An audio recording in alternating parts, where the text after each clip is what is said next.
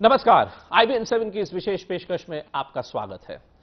NDA सरकार अभी हाल ही में सत्ता में आई है, 1 महीने से कम समय हुआ है, लेकिन अभी से ही काफी प्रश्न उठने लगे हैं एनडीए सरकार के कामकाज के तरीकों के बारे में।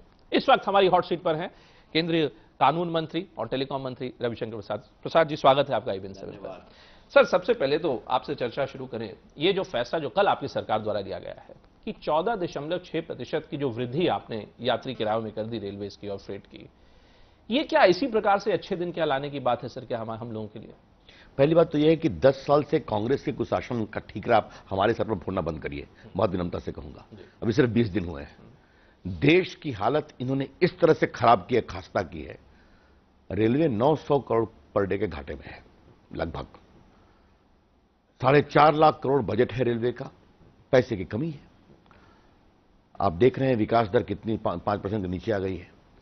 तो ऐसी परिस्थिति में स्थितियों को सुधारने के लिए जनता समझेगी हम रेलवे को सुधार रहे हैं, इसलिए हमें यह हाइक करना पड़ा है, नंबर 1। नंबर 2, यह हाइक यूपीए सरकार करके गई थी फरवरी में जी। और बड़ी अकलमंदी से और चालाकी से कहा कि नई सरकार इसे लागू करेगी।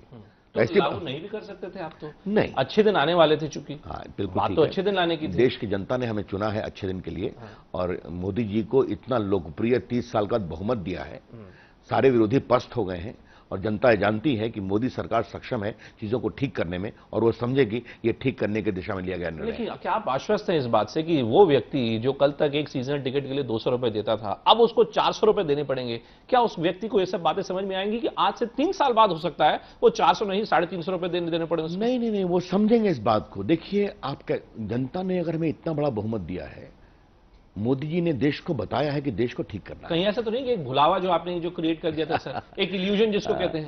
भूपेंद्र बाबू, आप तो बड़े अनुभवी पत्रकार हैं। ये भुलावा शब्द का प्रयोग करके देश की जनता के मत का अपमान मत करिए।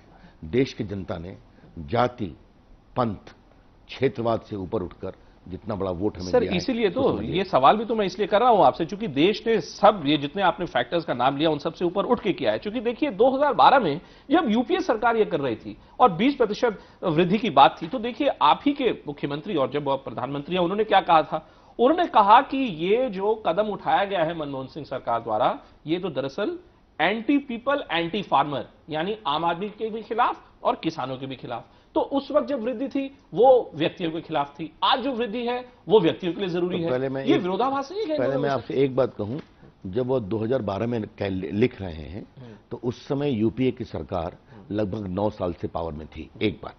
और 9 साल में जो रेलवे का बेड़ा गर्क किया गया था उस पूर्णता में उसको बता रहे थे। आज मैं आपसे फिर कह रहा हूं, इतनी रेलवे की हालत खराब है, इतनी गवर्नेंस की हालत खराब है।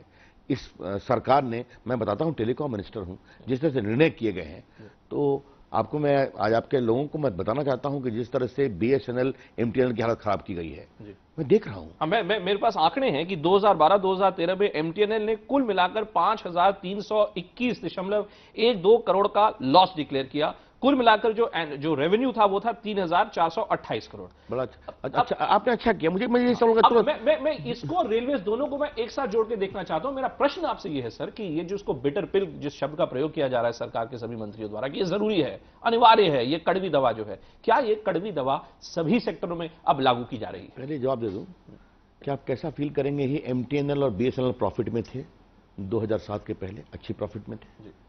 अगर सरकार की ओर से संकेत दिया जाएगा कि तुम्हें टावर लगाने के लिए, इंफ्रास्ट्रक्चर बढ़ाने के लिए हम कोई सहयोग नहीं करेंगे, या अगर तुम कोशिश भी करोगे तो अड़ंगा डालेंगे, तो उसका क्या हश्र होगा? देखिए, मैं इससे अधिक नहीं बोल सकता, मेरी सीमाएं हैं मंत्री के रूप में। लेकिन जो मैं आपको एग्जाम्पल दे रहा हूं, बीएसएनएल या एमटीएनएल अच्छी संस्थाएं थी, जानबूझकर एक्सट्रानियस रीजंस के कारण वो कमजोर हों, उसमें कुछ अंदर की बात भी रही है। उन्हें बेसिकली भ्रष्टाचार की, क्योंकि आप जिन मंत्रालयों को भी संभाल रहे हैं उनमें तो सबसे ज्यादा भ्रष्टाचार की खबर। इसलिए मैंने कहा है कि मैं सुधारूंगा। मैंने 5 बैठकें ली हैं, वो लोग आए थे कि तुम्हें जनता के लिए काम करना है, इंप्रूव करो। आपको बताओ भूपेंद्र जी, आप इतने वरिष्ठ पत्रकार हैं, हमारे पदाधिकारी इतने सहमे हुए थे, इतने घबराए हुए थे, कब कहां फंस जाए। मैंने उनकी पब्लिक मीटिंग ली, हमने कहा अब दबाव के और लॉबिंग का जमाना गया, ईमानदारी से फैसले करो। लेकिन ये जो सारे सेक्टर्स हैं, जिस प्रकार से रेलवेज में जो फैसला जो लिया गया, क्या वही फैसला चाहे वो टेलीफोन हो या यूरिया सेक्टर हो या एग्रीकल्चर नहीं, सेक्टर हो, उन सब सेक्टरों में लिया जाएगा? ये मैंने बिल्कुल नहीं कहा आपसे। मतलब क्या हमें ज्यादा पैसा देना पड़ेगा अच्छे दिनों के लिए? नहीं, बिल्कुल नहीं। सवाल ये है सर। चिंता मत करिए, ऐसा कुछ नहीं होगा।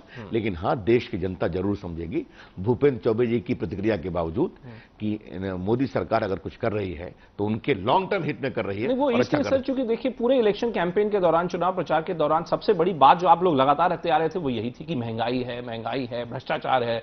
अब हम देख रहे हैं कि जब आप सत्ता में आ गए हैं तो जो पहला कदम जो आपने उठाया एक प्रकार से सर, वो भी महंगाई नहीं है तो क्या है? आपने महंगाई पर देखा होगा कि किस तरह से अरुण जेटली ने पहल किया, किस तरह से 50 लाख मीट्रिक टन जो है चावल भेजा गया मार्केट में, किस तरह से बाकी चीजों को वो जो आपके रेगुलेशन एक्ट है उससे मुक्त करने की कोशिश की गई।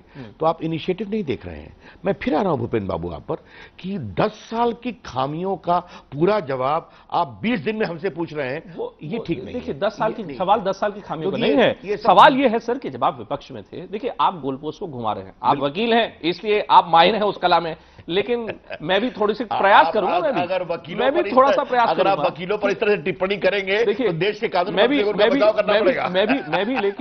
आपको वापस लाइन पर ही लाने का प्रयास कर रहा हूं सर। और सवाल यह है कि आपने देखिए जिस प्रकार के वायदे किए अपने चुनाव प्रचार के दौरान, ऐसा दिखाया आपने कि बस आप आए अच्छे दिनों की शुरुआत। इसलिए यह सवाल पूछना आपसे लाजमी होता है कि ये जो कदम आप लोग उठा रहे हैं, क्या आप ये मानेंगे कि विपक्ष में बैठना, सरकार को कोसना, सरकार की नीतियों को बुरा भला कहना और जब आप सत्ता में आते हैं उन सब कामों को पूरा करना, इन दोनों चीजों में जमीन आसमान का फर्क है।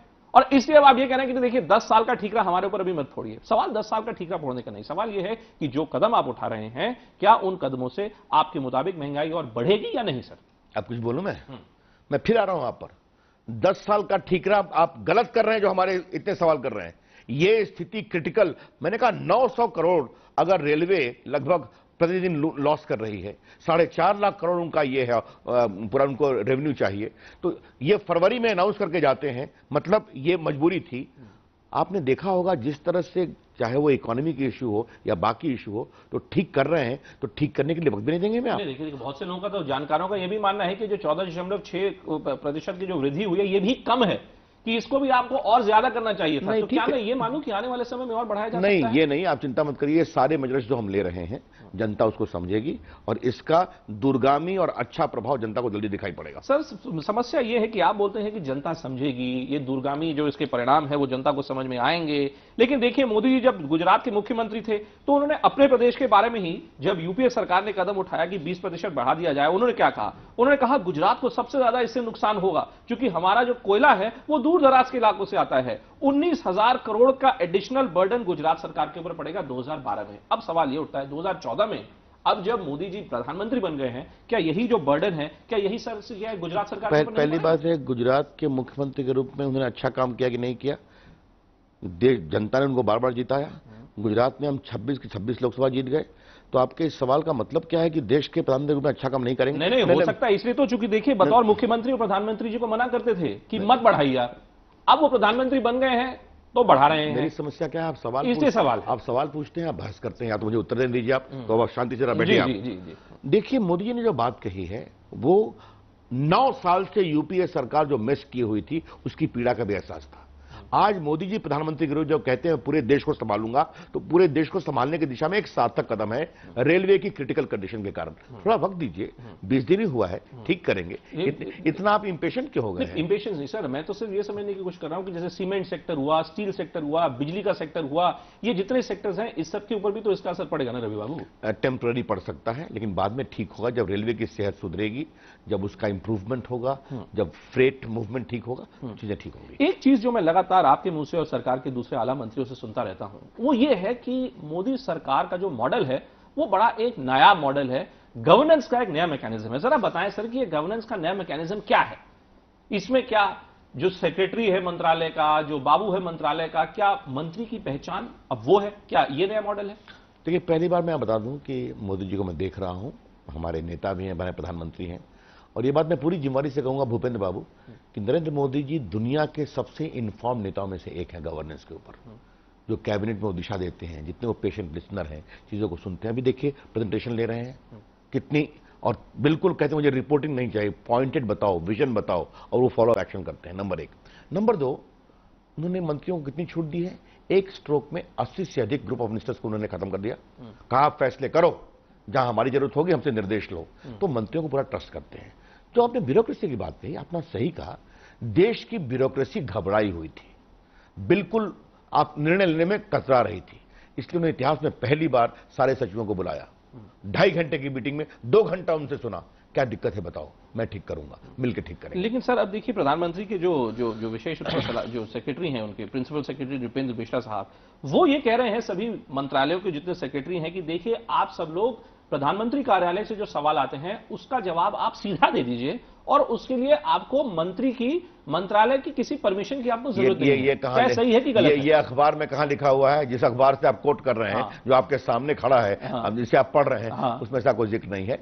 नृपेंद्र मिश्रा जी बहुत ही अनुभवी सीजन ब्यूरोक्रेट हैं, बहुत ही योग्य हैं, वो प्रिंसिपल सेक्रेटरी हैं और वो कार्यप्रणाली को जानते हैं। इस पूरे लेटर का सार यही है भूपेंद्र बाबू कि आप लंबे लंबे उस पर टिप्पणियां मत करिए, सीधा सवाल का सीधा उत्तर शॉर्ट में दीजिए कि ये उसका स्पष्टीकरण है, ये हमारा एक्शन। अगर मैं ये आपसे पूछूं सर कि नरेंद्र मोदी जी को कहीं ऐसा तो नहीं लगता कि दरअसल अच्छा शासन, सुशासन देने के लिए, अच्छे दिन लाने के लिए बेहतर है कि मंत्री जो है वो एक कुर्सी पे बैठा हुआ एक मानव रहे और कामकाज सारा बाबू और सरकार और सेक्रेटरी करे? तो क्या सही हो? आपके इस मेरे मित्र हैं, आपके इस प्रश्न पर मुझे हंसी आती है या आप पर मैं दया करूं। एक हमारा प्रधानमंत्री एक स्ट्रोक में कहता है हमारे मंत्री सारे मेजर फैसले करो, कोई चीज ग्रुप ऑफ मिनिस्टर में नहीं आएगी।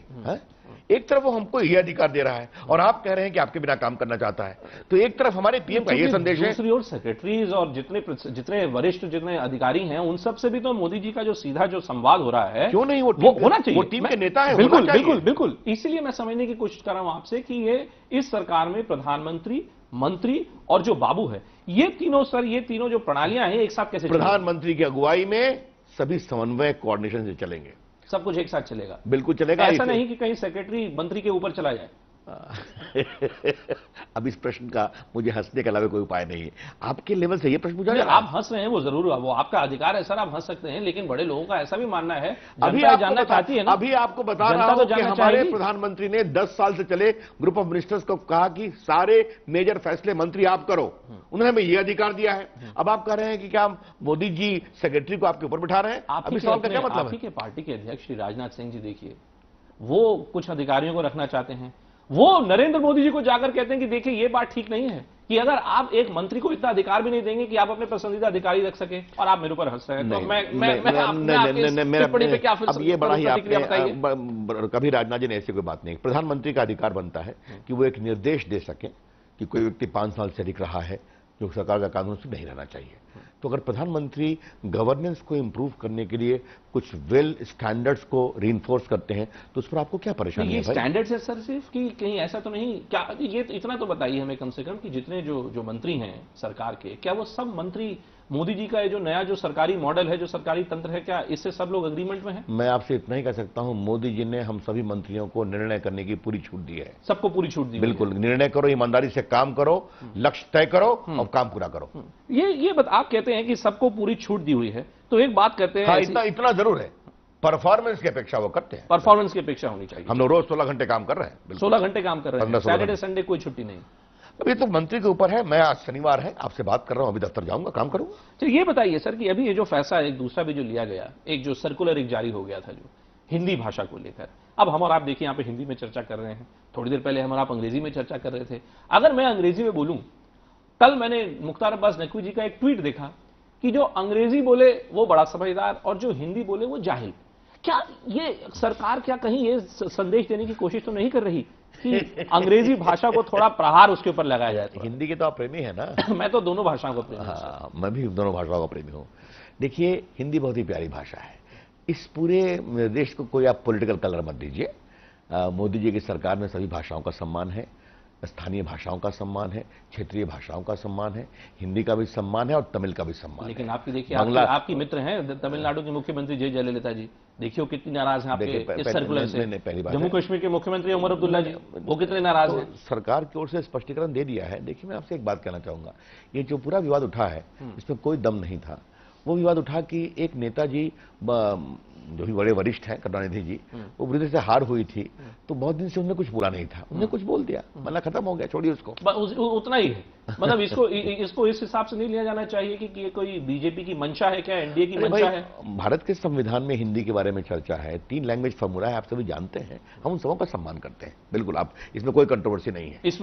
इसमें ये नहीं मैं आपसे एक ही बात कहूंगा, मोदी सरकार बहुत ही अच्छा काम कर रही है, बहुत बुलंद जनता के मत से आई है, तो मोदी सरकार की आलोचना के लिए कुछ बड़े कारण ढूंढिए। नहीं, सवाल आलोचना का नहीं सर, सवाल तो प्रश्न पूछने का है ना। ये तो आपका अधिकार है, ये तो अधिकार है। मैं आपको विनम्र सुझाव दे रहा हूं। नहीं, वो ठीक है, वो आपके देखिए अभी कुछ ही दिन हुए हो, वो ठीक है, लेकिन चूंकि मुख्यमंत्री लोग अब आपके किसी फैसले को अगर देश के जो बाकी मुख्यमंत्री हैं वो उठाते हैं तो उसे तो संजीदगी से लेना चाहिए, नहीं लेना चाहिए। स्पष्टीकरण दे दिया गया, उन्होंने समझ लिया, मामला खत्म। हाँ बस। अच्छा चलिए, तो दूसरी बात फिर ये बताइए कि जो आजकल जो गवर्नर अपॉइंट किए जा रहे हैं, राज्यपाल, इसका क्या मसला है सर? वेंकैया नायडू जी कहते हैं जितने पॉलिटिकल अपॉइंटीज हैं उन सबको अपने आप ही इस्तीफा दे देना चाहिए। मेरा प्रश्न आपसे यह है कि कहीं ऐसा तो नहीं कि बीजेपी कांग्रेस के पॉलिटिकल अपॉइंटीज को हटाकर अपने पॉलिटिकल अपॉइंटीज को? देखिए, मैं आपसे एक बात कह रहा हूं कि आपने कांग्रेस की बात कही तो आज आपको बताऊंगा कि ये उदाहरण चर्चा में आना चाहिए कि कैलाशपति मिश्रा जी बहुत बड़े वरिष्ठ नेता थे, वो गुजरात के राज्यपाल थे और वो भी राजभवन में हैं और जबरन बिना मुख्यमंत्री से चर्चा करके किसी को राज्यपाल बनाया गया। तो कांग्रेस का क्या परंपरा है वो चर्चा मत करिए, आप अपनी परंपरा बताइए। एक मिनट, हमारी परंपरा संविधान का भी सम्मान होगा और विवेक का भी सम्मान होगा। और माननीय जो राज्यपाल जी हैं उनके बारे में इतना ही कहूंगा, एक होता है कॉन्स्टिट्यूशन, एक होता है कॉन्शियंस, शायद दोनों में समन्वय बनाने की आवश्यकता है। नहीं, कॉन्स्टिट्यूशन और कॉन्शियंस, यानी कि शीला दीक्षित जी पूर्व दिल्ली की पूर्व मुख्यमंत्री, अभी केरला की गवर्नर, अब देखिए वो कहती हैं कि अगर आप हमको चाहते हैं कि हम हटें तो आप हमें लिखित में लिख के दें। आप जानते हैं सर, सुप्रीम कोर्ट का भी फैसला है इसको लेकर। ऐसा है, कोई लिखित में करने का कोई नहीं है। अब मैं सुप्रीम कोर्ट के फैसले पर आज कानून मंत्री के रूप में आपसे बहस नहीं करूंगा, थोड़ा मैं फैसला समझता हूं। नहीं, लेकिन शीला दीक्षित जी ने कहा उसके ऊपर तो बताइए। शीला दीक्षित कोई मैं गवर्नर है तो मैं अपनी भाषा में सम्मान रखूंगा, छोड़ दीजिए, उस पर बहुत चर्चा करने की बात है, उनकी बात आएगी तो कई सवाल और उठाएंगे, उसको छोड़ दीजिए आप। मेरा सिर्फ आपसे कहना क्या है कि हम इसमें नियमों का भी पालन करेंगे, संवैधानिक मर्यादाओं का भी सम्मान करेंगे और जो माननीय राज्यपाल जी हैं उनसे भी अपेक्षा होगी कि वो भी राजनीतिक मर्यादाओं का सम्मान। नहीं, ये अब देखिए, अब आप जो कह रहे हैं कि माननीय राज्यपालों से अपेक्षा की जाएगी कि वो अपनी मर्यादा का सम्मान करें, इसका मैं क्या अर्थ निकालूं? नहीं, कि उनको अपने आप छोड़ देना चाहिए? मैं इससे कुछ नहीं कहूंगा कि जो बैकडोर से आते हैं वो चाहते हैं हम फ्रंट डोर से जाएं। ये कई बातें उठती हैं, कई लोगों ने इस्तीफा दिया है कि नहीं दिया है, आपने देखा? तो पर चर्चा में नहीं कर रहा हूं, मैंने ठीक बात है, बैक डोर से आए और फ्रंट डोर से जाने की बात, यानी कि बैक डोर से आए तो बैक डोर से ही चले जाइए। ये बात अपेक्षा करिए कि आपको फ्रंट डोर से जाने की इजाजत। मैं नहीं कह रहा हूं, आपने देखा होगा बहुत लोगों ने इस्तीफा दिया, आपको मालूम है। और आज मैं आपके सामने ये नहीं करूंगा कि अटल जी की सरकार ने जिन बड़े वरिष्ठ नेताओं को, जो बड़े सम्मानीय थे, जिनको गवर्नर बनाया था, उनके साथ क्या बदसलूकी की गई। तो क्या आप अपने लोगों, हमने ये कभी नहीं कहा, आप अपने लोगों को नहीं, बहुत से सबको मतलब वरिष्ठ अवस्था में सबको जरूरत होती है। ऐसा है क्या भूपेंद्र जी ये कहेंगे कि सिर्फ मीडिया के लोगों को राज्यपाल बनाया जाए, या ब्यूरोक्रेट्स को बनाया जाए, या सेना के अधिकारियों को ही बनाया जाए, या खिलाड़ियों को बनाया जाए? क्या चाहते हैं आप? तो इसका मतलब कि जो आपके जो अपने जो वरिष्ठ सहयोगी हैं उन्हीं को बनाया जाएगा ना? सीधी बात मैंने नहीं कहा, इसीलिए कि कोई बीजेपी का वरिष्ठ नेता रहा है, या कोई बीजेपी में पूर्व में मंत्री रहा है, या कोई 5, 6, 7, 8 बार एमपी रहा है, इसलिए अगर वो बीजेपी का रहा है तो वो राज्यपाल नहीं बन सकता।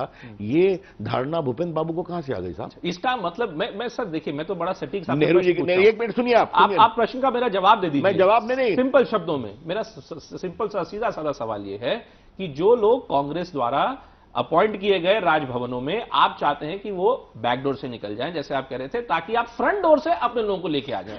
ये मेरा आकलन सही है? मैंने कुछ संकेत में कहा था, कौन गवर्नर बनेगा नहीं बनेगा ये तो तय करेंगे प्रधानमंत्री जी, गृह मंत्री जी, नंबर 1। नंबर 2, हम मर्यादाओं का पालन करेंगे। और तीसरी बात, बहुत से राज्यपालों का कालखंड ऐसे ही खत्म हो रहा है, तो उसके बाद होगा। मतलब ऐसा नहीं कि किसी जोर जबरदस्ती नहीं डाली जा रही कि आप हट जाइए, इसलिए मैंने शीला दीक्षित का जिक्र किया। अब क्योंकि वो कहती है कि अगर आप चाहते हैं कि मैं हटूं तो आप मुझे लिखित में दीजिए। शीला दीक्षित के बारे में बहुत कुछ बोलने को मैं नहीं बोल रहा हूं, छोड़ दीजिए उसको, आप चलिए आगे बढ़िए। वो राज्यपाल के पद पर है, राज्यपाल के पद पर है, इसलिए आप अभी नहीं बोले। चलिए आगे। लेकिन आगे उनके किसी में सर इतना तो बताइए कि आप उनका बार बार नाम क्यों ले रहे हैं? किसी के ऊपर भी दबाव डालने की जरूरत उचित नहीं है आपका। जब राज्यपाल के पद पर है तो आपसे मेरी अपेक्षा नहीं। वो देखिए, जो मैं गोवा के भी राज्यपाल की बात कर सकता हूं, मैं पश्चिम बंगाल के राज्यपाल की बात कर सकता हूं। मैं आपका मैं यही तो मैं कह रहा हूं, आपको मैं जवाब देना चाहता हूं कि बहुत से तो राज्यपालों ने विनम्रता से इस्तीफा दे दिया। आप उनकी चर्चा क्यों नहीं कर रहे हैं? इसलिए बेहतर यह है कि लोग अपने आप चले जाएं, और इसीलिए वेंकैया नायडू जी का जो कहना है वो आपके मुताबिक वो सही है। नहीं, हमने उस पर कोई टिप्पणी नहीं की। आपने मुझसे एक सवाल पूछा तो मैं इतना ही कहूंगा कि मोदी जी की सरकार जो नॉर्म्स है उसका पालन करेगी, लेकिन इतना जरूर है, मैं फिर रिपीट करूंगा, एक होता है कॉन्स्टिट्यूशन, एक होता है कॉन्शियंस, दोनों में समन्वय की आवश्यकता है। चलिए, बात चूंकि मर्यादा की है तो बात करते हैं, आप ही के वरिष्ठ मंत्री हैं निहाल चंद जी। अब निहाल चंद जी के ऊपर देखिए कुछ बड़े संगीन आरोप लग रहे हैं। कांग्रेस का दावा है कि यही भारतीय जनता पार्टी जो उठकर देखिए क्या क्या बोलती थी संसद में, अब जब जूता उनके पांव पर है तो देखिए बात कुछ और निकलती है। जरा ये बताएं सर कि निहाल चंद जी को लेकर बीजेपी का क्या स्टैंड है? आप उनको बैक करते हैं, नहीं करते हैं, क्या असलियत है? पहले जरा स्थिति आप जान लीजिए। निहाल चंद जी 4 बार बीजेपी के एमपी रहे हैं, विधायक रहे हैं। उनके पिताजी 2 बार रहे हैं। ये अपने एक दलित परिवार से आते हैं, बड़े सम्मानीय परिवार है, पार्टी के साथ जुड़ा हुआ है। इस पूरी कथा को आप जान लीजिए। एक महिला का अपने पति से डिफरेंसेस था, उसने एक एफआईआर किया, कंप्लेन किया हरियाणा में अपने मायके में। उसने निहाल चंद का नाम नहीं लिया। उसने मजिस्ट्रेट के सामने शपथ पर 164 का में कहा, उसने निहाल चंद का नाम नहीं लिया, किसी का नाम नहीं लिया, मैं पहचान लूंगी। उसके पति ने राजस्थान में केस किया उसके अपने ससुराल के खिलाफ, उसमें भी इसकी गवाही हुई मजिस्ट्रेट के सामने 164 में, इसने निहाल चंद का नाम नहीं लिया। एक तीसरा केस होता है जिसमें उसने सिर्फ निहाल चंद का नाम लिया है, कोई उनके पिता का नाम नहीं कहा है या एमपी नहीं कहा है। राजस्थान की पुलिस कांग्रेस के मुख्यमंत्री अशोक गहलोत के अंतर्गत मामले को इन्वेस्टिगेट करती है, इसको झूठा पाती है। ये जाती है मजिस्ट्रेट के यहां प्रोटेस्ट पिटीशन, मजिस्ट्रेट उसका पूरा एग्जामिन करके 25 पेज का फैसला करते हैं जिसमें उसके पूरे आरोप को गलत पाया जाता है। अब वो ऊपर के कोर्ट में गए, वो जाने का अधिकार है, वहां नोटिस हुई। अब दुर्भाग्य क्या हुआ कि निहाल चंद केंद्रीय मंत्री बन गए और कांग्रेस को एक बस विषय मिल गया बिना मतलब का, तो बिल्कुल बेबुनियाद है। अब बाकी जो कानून की प्रक्रिया है चलेगी, लेकिन निहाल चंद के खिलाफ कांग्रेस का जो सुनियोजित षड्यंत्र है वो गलत है। उनकी अपनी सरकार के समय पुलिस ने मामले को इन्वेस्टिगेट किया और पाया कुछ नहीं है। सर, सवाल ये उठता है कि जब आप विपक्ष में थे तो जब पीजे कुरियन जी का मामला जब उठा तो देखिए उस वक्त आप लोगों ने क्या कहा? आपने कहा मोरालिटी, आपने कॉन्शियंस, इन्हीं सब शब्दों का प्रयोग आपने किया। अब जब सवाल आपके किसी मंत्री के ऊपर आता है तो आप कहते हैं कि नहीं नहीं, ये तो पूरा एक राजनीतिक षड्यंत्र है। क्या दोनों में आपको विरोधाभास है? पहले मैंने पूरा फैक्ट्स आपको बता दिया, आपने सुना। वो तो पीजे कुरियन जी भी यही कहते हैं कि वो 20 साल पुराना केस है। पीजे कुरियन जी हमारे डिप्टी चेयरमैन है, मैं इस पर कुछ नहीं कहूंगा। आपसे इतना ही कह सकता हूं कि दोनों के फैक्ट्स अलग हैं। दोनों के फैक्ट्स अलग हैं। लेकिन उनका भी केस क्लोज हो गया, कोर्ट ने खत्म कर दिया, तो मुझे कोई टिप्पणी नहीं करनी। यानी कि जहां तक निहाल चंद जी का सवाल है, कोई प्रश्न नहीं उठता है कि मैंने आपको तथ्य बताया कि नहीं बताया? इसलिए हाँ, मैं इसलिए 3 आपको बताया, और इसलिए बीजेपी उनको और लगातार बिल्कुल बैक करेगी। अगर निहाल चंद मंत्री नहीं होते तो ये विषय कांग्रेस उठाती भी नहीं। चलिए दूसरे बिंदु पर आपका ध्यान आकर्षित करते हैं, और वो ये है, आप ही की जो कैबिनेट कॉलीग हैं स्मृति ईरानी जी। अब देखिए सर, वो कहती हैं कि 3 बार उन्होंने एफिडेविट दिए, 3 अलग अलग एफिडेविट। अब आप तो कानून मंत्री हैं रवि बाबू, आप तो जानते होंगे कि देखिए अगर आप गलत एफिडेविट देते हैं तो वो कानून की नजर में वो गलत काम है। आपको लगता है कि गलत काम है या नहीं? देखिए, पहली बात मैं कह दूं कि स्मृति ईरानी बहुत ही योग्य सांसद हैं, और ये मैं राज्यसभा में मैंने उनके परफॉर्मेंस को देखा है। तो क्वालिफाइंग कमेंट्स हैं। उन्होंने ये आपके दर्शकों को जानना चाहिए, भूपेंद्र बाबू के तीखे सवालों के बावजूद, और वो बहुत ही कॉम्पिटेंट मिनिस्टर भी हैं। और राहुल गांधी जैसे उन्होंने लड़ाई लड़ी, अगर हम लोग 1 महीना पहले उनको बनाए होते तो शायद राहुल गांधी को हरा भी दिया। मैं भी उनकी भाषा शैली का और भाषण शैली का बड़ा फैन हूं सर, लेकिन मेरा सवाल वो नहीं है। अब मैं आ रहा हूं, मेरा सवाल कानून से है, क्योंकि आप कानून मंत्री हैं। अब उन्होंने इसको ऑलरेडी एक्सप्लेन किया हुआ है। एक बार जो फर्स्ट एफिडेविट था उसमें एक माइनर डिस्क्रिपेंसी थी।